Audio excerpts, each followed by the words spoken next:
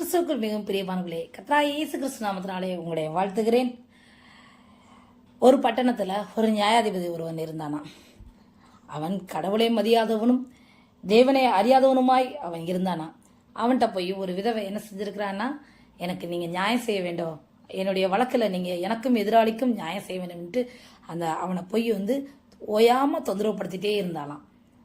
தினமும் போய் ஓயாம போய் அந்த நியாயாதிபதியை டிஸ்டர்ப் பண்ணிட்டே இருந்தாலாம் அந்த விதவை தாய்.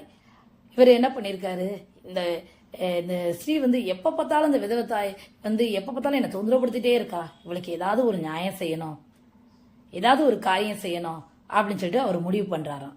முடிவு பண்ணி அவர் செய்கிறாராம். ஒரு அநீதியுள்ள ஒரு நியாயாதிபதியே அந்த ஏழை விதவை தாய்க்கு செய்யணும் அப்படின்னு நினைக்கும் போது நம் தேவன் நமக்கு செய்யாம இருப்பாரா? இன்னைக்கு ஆண்டவர் ஒரு வசனத்தை உங்களுக்கு கொடுக்கிறார்.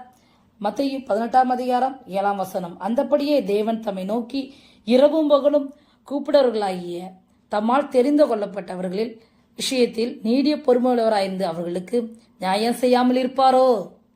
ஆம் பிரியமானவர்களே, உங்க காரியத்துல கட்டாயமா அவர் நியாயம் செய்வார். உங்களுக்கு என்ன காரியம் வேண்டுமோ அந்த காரியத்துல உங்களுக்கு நியாயம் செய்து நீதியை வாங்கித்தர தேவன் வல்லவராயிருக்கிறார். அவரை நம்புங்கள், விசுவாசியுங்கள், அற்புதங்களை பெற்றுக்கொள்ளுங்கள். தேவன் தான் உங்களை ஆசீர்வதிப்பாராக. ஆமென்.